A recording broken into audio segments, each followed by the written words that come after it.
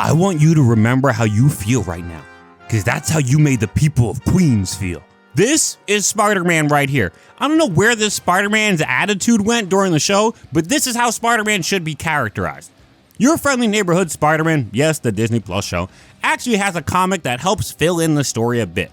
If you've seen the show, you know how in the first episode of the show, after Peter gets bitten, it flashes forward, it says a few months later. Well, there is actually a comic book created that fills in this time period for us. It's written by one of my favorite current comic book writers. His name is Christos Gage. He's also done like some Superior Spider-Man stuff, I'm pretty sure as well. And it's actually amazing. It's actually better than the show. Yeah, I said it, the comic is better than the show. Anyone surprised? Because I'm not. Spider-Man actually feels like Spider-Man. In the comic, the Spider-Man here feels like the Spider-Man I wanted to see in the show. In the comic, there are characters referenced that are never even referenced in the show. Character dynamics are way more interesting in the comic and less frustrating than the show. If the show is anything like the comic book version of the story, I truly believe the show would be way more revered. In this video, my goal is to explain and show all of you exactly why the comic book version of Your Friendly Neighborhood Spider-Man is better than the show version. Even though there's supposed to be one continuity, there is some slight differences and changes, and you just can tell the comic version is better. Let me explain why. The biggest reason I enjoy the comic book over the show is because of how Spider-Man is portrayed. When you watch the show, you'll notice that Peter Parker is kind of a wet noodle. He's a complete and total pushover, and he lets people walk all over him. I personally hate this characterization of Peter Parker and Spider-Man. He's supposed to be a hero, man. Have a backbone or a spine or something, please. Like, come on. Really, the only time in the show I felt like Spider-Man wasn't acting like a total punching bag or a goofy version of himself was in the final fight against Scorpion, when he actually got like super duper really serious. However, this moment is still like not how I believe Spider-Man should be shown a lot of the time. This is an angry Spider-Man who is furious at what just happened. I love this. I think it makes sense that we finally can have Spider-Man being furious and angry.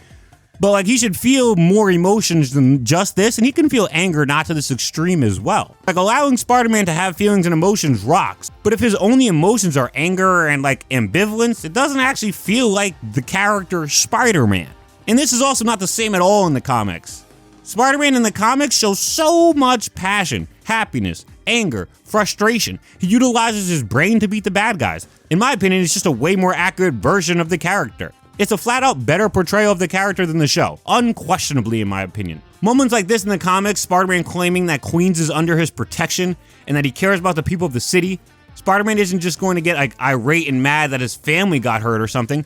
He's going to be irate and mad if anyone in this goddamn city gets hurt, because he loves the city. Spider-Man in this comic feels like the city's hero. In the show, it just doesn't feel the same way for some reason. In the comic, Spider-Man actively meddles in the gang's affairs when he finds out they were behind his school's explosion. Silvermane had this explosion done so that he can buy up the school land and use it for himself.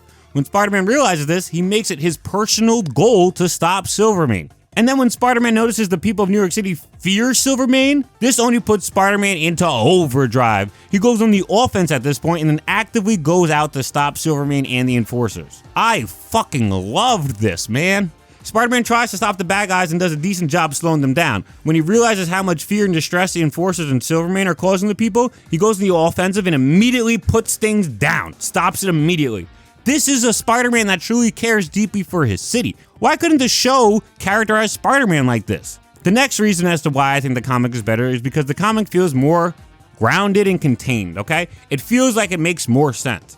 I know it's only a 5-issue comic storyline, so like reasonably it would be more grounded and contained, but the show just goes off the rails pretty quickly when you like compare the two. First off, the show skips his origin story in favor of showing him a little bit later into his career as Spider-Man, but he's still not very good. At that point, why skip the origin story? Why not just show the entirety of the process?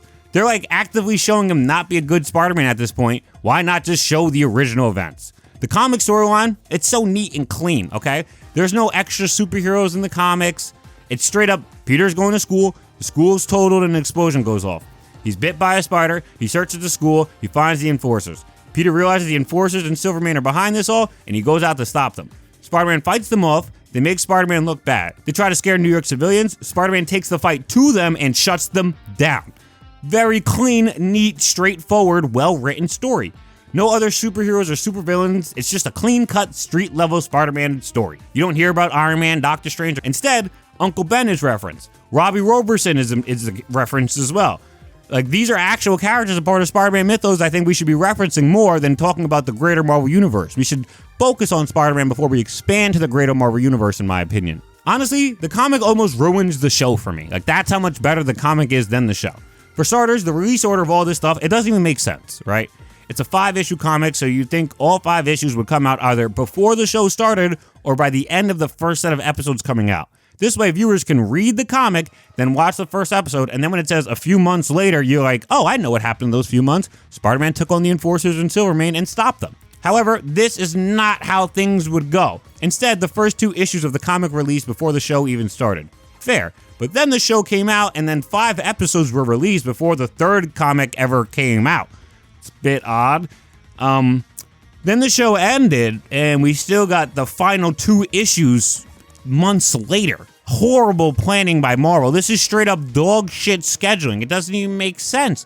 Like, you're almost like just giving us episode 1 after the entirety of the show ended. Why would you do that? It doesn't make any sense to me. But let's actually look at the content of the comics and the show and talking about the differences. It's freaking tough reading such a great characterization of Spider-Man just to watch the show act like the comics didn't happen. In the comics, Spider-Man was a thinking's man. He has countermeasures for the bad guys. He's a step ahead of the bad guys with like his entirety of his plan. Then you watch the show and Spider-Man's like a bumbling, fumbling idiot. He isn't even good with his powers like the comics. Like, he's probably worse with his powers in the show than he is in the comic. And the comic's supposed to take place during episode 1. But to go even further into his characterization, it just feels so different. Reading the comics version, he's like a complete badass. Watching the show, he's like a rubber ducky. Just a soft and squishy dude with no edge. Complete and utter dork. Overall, I found the show to be alright. I thought it was a solid show. I honestly probably would have given it like a 7, 7.5 out of 10. I enjoyed it on my first watch. But then I finished the comic, and it's like, well, the comic was like a 9, 9.5 out of 10. It was awesome. This is how Spider-Man should be. And if this comic's supposed to be in the same continuity of the show's kind of ass. Not only is the show not living up to what the comic put forth, it just messes up the complete characterization of the character if it's not going to be consistent throughout the comic into the show. For instance, the comic features 5 bland villains, okay? You got the 4 Enforcers, and then you have Silvermane. Yet, the comics were great. Yet this comic was freaking superb. But then you watch the show, and the show features God knows how many villains, but it feels so all over the place. It doesn't feel contained. It doesn't feel like a streamlined story. It just feels like, we're gonna go here now. Now we're gonna go here. We're gonna go here now. Like, where's the rhyme or reason? What's the direction? All this stuff, I feel like, if I'm gonna be fair, I have to give the show some time to really go through all of its planning, right? It's not fair for me to say, the show doesn't know what it's doing. It's just jumping around from place to place. And then in season 2, they explain why it's doing that, and they give a reasoning for this.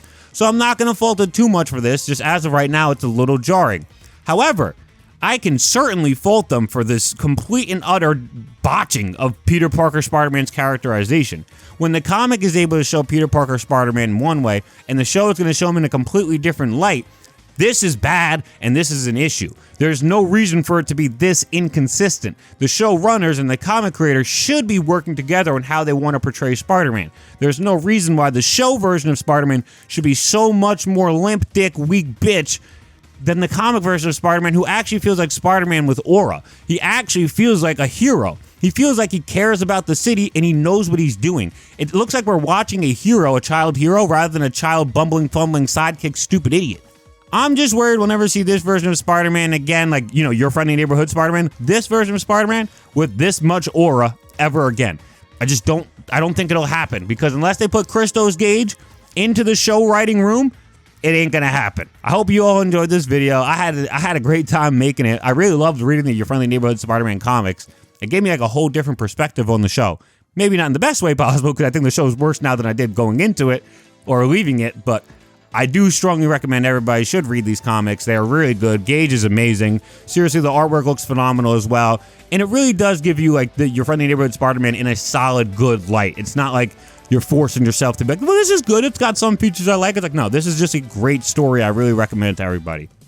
If you enjoyed this video, you should leave a like, comment, subscribe. Let me know what you thought down below. If you read the comic, let me know what you thought down below. If you watched the show, let me know what you thought down below. That's about it for me in this video, though. I have a Discord if you want to talk to me more on there. I'll put the link in the description down below. I have a Patreon as well. If you have the means to support, I would appreciate it. And I think that's it for me in this video. Yeah, dunk out. Peace.